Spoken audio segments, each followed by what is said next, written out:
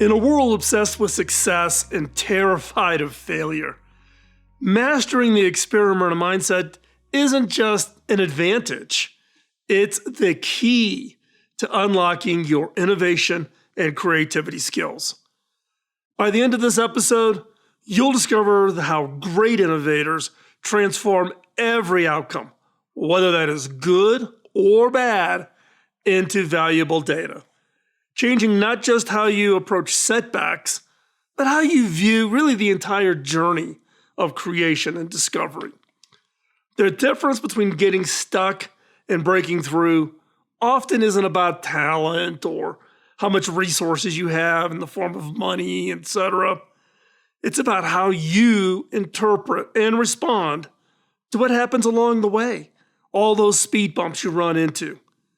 Through real stories of team facing seemingly catastrophic failures, including a product demo that literally burst into flames, you'll see exactly how successful innovators maintain that unstoppable momentum by approaching every situation as an experiment, rich with insights. And by developing your experimenter mindset, you'll learn to see patterns where others only see problems, transforming the way you approach challenges and turning every outcome into a stepping stone towards your next breakthrough innovation. So let's start with a story of my own. One afternoon, this was early in my career, I found myself staring at the smoking remains of what should have been a breakthrough product demo. The prototype had literally caught on fire in front of a critically important potential new investor. Now, most people would have called this a catastrophic failure, but what happened next shaped my entire approach to innovation and success. Now, instead of panicking, our VP of engineering calmly pulled out his notebook and started taking detailed notes about the failure. He said that things like, "Oh, this is fantastic data." And he did it with genuine excitement, not trying to cover up a total disaster.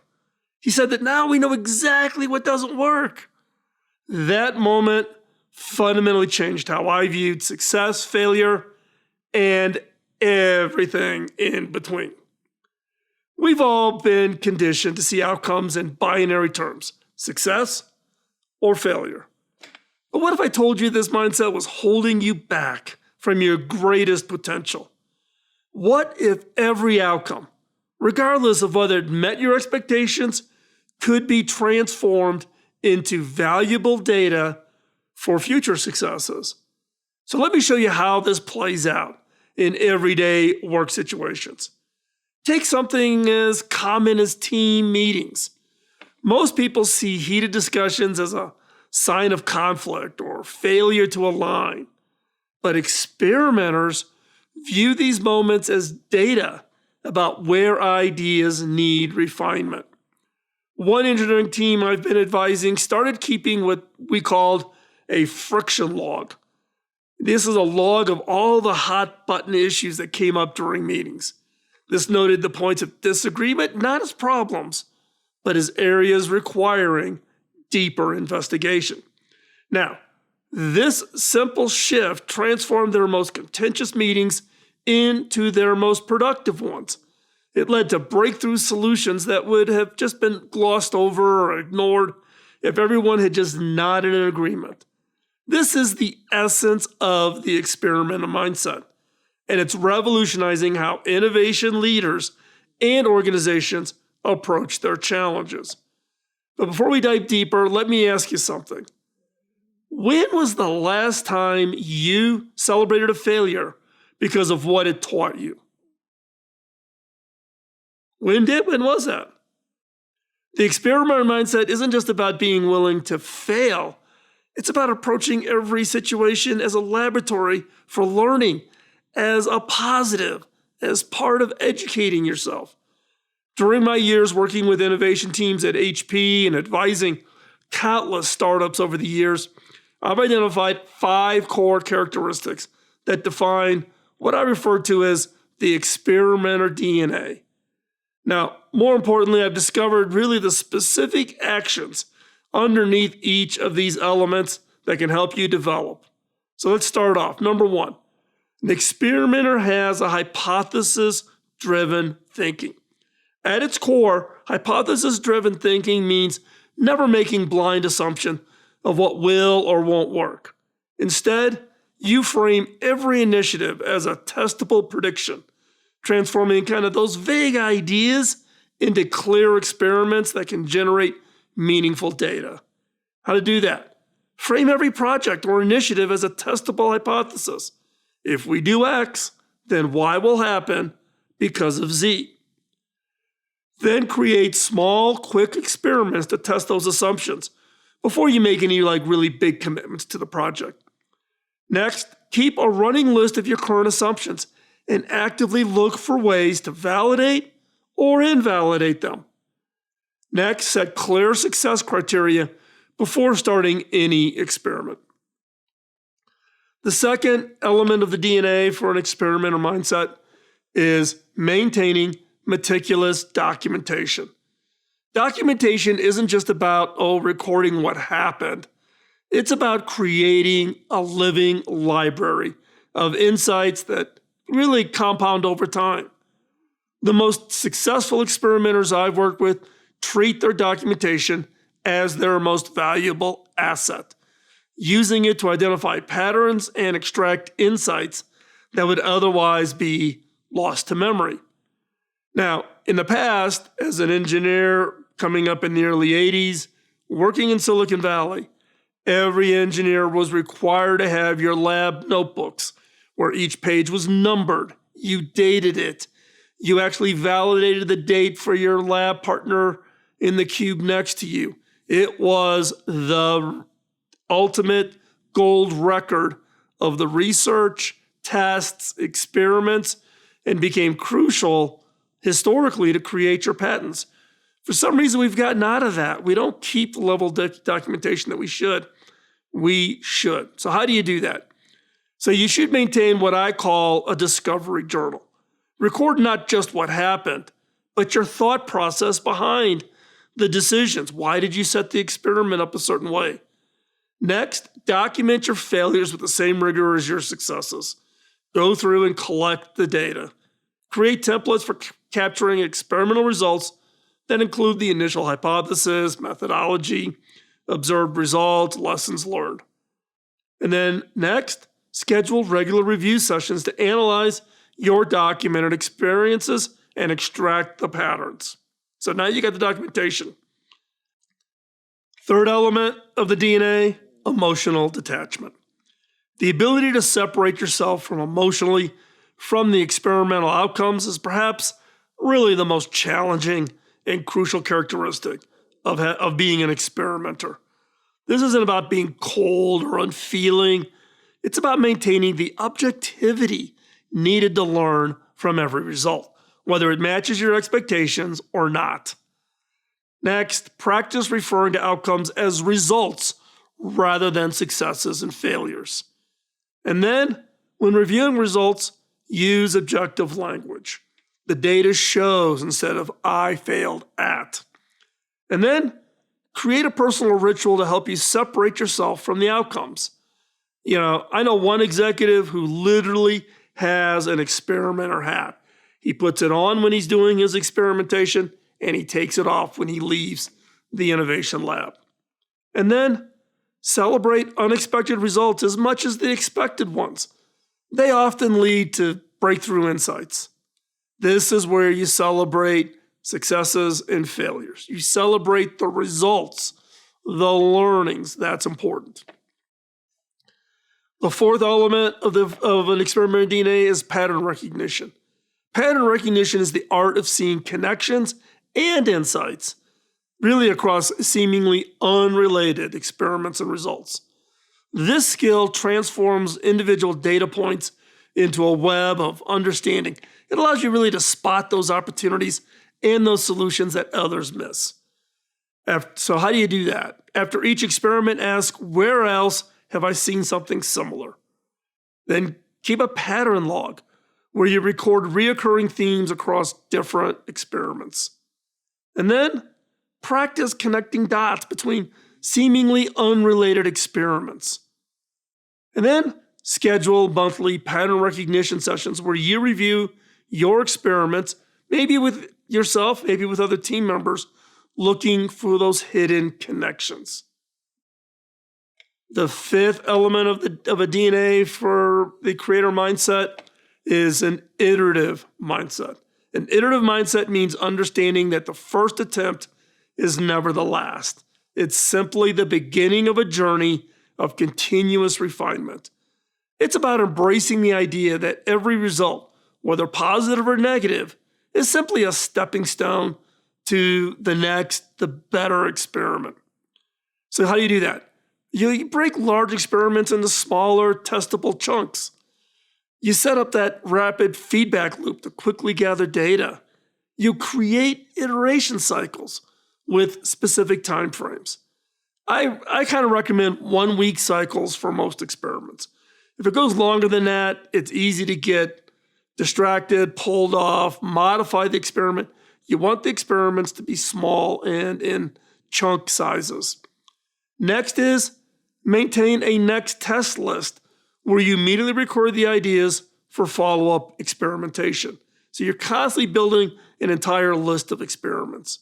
So one more time, the 5 core characteristics that define the experimenter's DNA are: number 1, hypothesis-driven thinking; 2, meticulous documentation; 3, emotional detachment; 4, pattern recognition; and 5, having that iterative mindset. Now, here's a truth that took me years to understand about this experiment mindset. Your experiments can fail without you being a failure. I've had umpteen number of failures in my career. It did not derail me. It's how you think about that and how do you use it to push through, not to give up, to keep going. Now, this distinction may seem obvious when stated plainly, but I've watched countless talented people abandon promising paths, entire careers, because they couldn't separate their identity from their outcomes. Now, I remember working with a brilliant engineer who had developed an innovative approach to data storage. Now, his first prototype failed spectacularly during testing. Now, instead of seeing this as valuable data, he took it as a personal indictment of his capabilities as an engineer. He almost quit the project entirely. It took me several long conversations to help him see that failure of the prototype wasn't a reflection of his worth as an engineer. It was simply a data point towards a better solution. So here's the question that we always challenge with. How do you transform that failure into data? So let me show you exactly how to do this, how this works in practice. Now remember that smoking prototype I mentioned earlier? Here's what our team actually did in the hours following that spectacular failure. First, we pulled out a blank sheet of paper and drew a simple chart with 3 columns. First column was what happened. The next column is why did it happen? And the third column was what it teaches us. No complex frameworks or fancy terminology, just a straightforward questions that anybody could answer. So, under what happened, we listed every observable fact. Which components failed first? What was the smoke smelled like? Yes, literally. Did it have a plastic smell to it? Or did it have that electric ozone smell like to it? And we even measured and documented the room temperature. Was it cold in the room? Hot in the room? Was it a humid day? What was the temperature outside? What date was it? So was it summertime? Etc. Then under the why it happened, we wrote down every possible cause, from obvious ones like electrical overloads to seemingly crazy ones like atmospheric pressure. The what it teaches us column transformed each of these observations into specific next steps. Now, this simple 3-column approach revealed that our failure had actually shown us 2 critical things. One, our cooling system needed complete rethinking, and our backup power circuit design was fundamentally flawed. Both insights proved invaluable in creating our next version of the prototype. Now, I've since taught this three-column technique to literally hundreds of teams. It works because it's simple, it's immediate, and keeps you focused on extracting value from every outcome. No special training is required. Just grab a piece of paper and start filling in those columns. The trick isn't in making the process complex. It's about making it immediate. The longer you wait to capture these insights, the more likely you are to miss those crucial, critical details, or you'll let emotions color the analysis. But here's where it gets really interesting. What happens when you start collecting these insights over time? Not just the one, but keep doing it. One of the most powerful aspects of this three-column approach is how it compounds over time. Each experiment, regardless of its immediate outcome, adds to your database of knowledge. I've watched teams transform seemingly devastating setbacks. I don't know what could be more devastating than having your prototype catch on fire, literally flames, in front of an investor. But you can turn that around. And I've seen engineering teams turn those into breakthrough innovations, not because of any single insight, but because they maintained a running record of what didn't work and why. Think about Thomas Edison's famous quote about finding 10,000 ways that wouldn't work to create the light bulb. That's the experimenter mindset in action. Each failure wasn't just a standalone data point. It was another piece in the growing puzzle that eventually revealed the solution. Now, this compounding effect, this repeated and capturing, makes the transition from traditional thinking to experimenter mindset so powerful. But how do you start making this shift in your own work? How do you get your own experimenter mindset engaged? So to develop this experimenter mindset isn't about dramatically changing who you are. It's about gradually shifting how you view outcomes. Start small. The next time something doesn't go as planned, resist the urge to label it as a failure. Instead, ask yourself, what data did this experience give me? How can I use this information to improve the next attempt? Changing the questions you ask can transform how you view the situations. Instead of, why did this fail? Ask, what did this teach me? Instead of, what went wrong? Ask, what information did I gain? The experimenter mindset extends far beyond individual projects or career success. It fundamentally changes how you approach life's challenges, whether that's a personal relationship with your significant other, with your kids, your manager. When you view every experience as an experiment, you become more resilient, more innovative, and ultimately, you will become more successful. In my decades of working with innovators and leaders, I've noticed that those who embrace this mindset not only achieve more, but also enjoy the journey more. They're less stressed by setbacks because they see them as valuable data points rather than some personal failure on them. Remember, that engineer with the smoking prototype I mentioned at the beginning, that failure led to a complete redesign that not only solved the original problem, but created 3 additional patentable innovations. That's the power of an experimenter mindset in action. The question isn't whether you'll face setbacks. Look, you will, I continue to experience failures. The question is, will you see them as failures, or will you see them as experiments providing valuable data for your next success? So, thanks for spending this time, staying right here to the end. Nothing makes this work of producing the content, putting out these videos, more meaningful than knowing that it helps you on your career journey.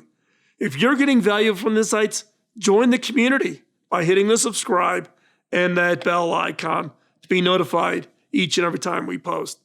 For those who want to dig deeper, our channel members get access to monthly live streams, Q&As, access to the episodes before everybody else, and access to exclusive resources. So visit the channel here on YouTube and click join, or visit Patreon page. The link is in the description. And hey, drop me a comment with your thoughts. I read every single one and love connecting with all of you. So we'll see you next week. Bye-bye.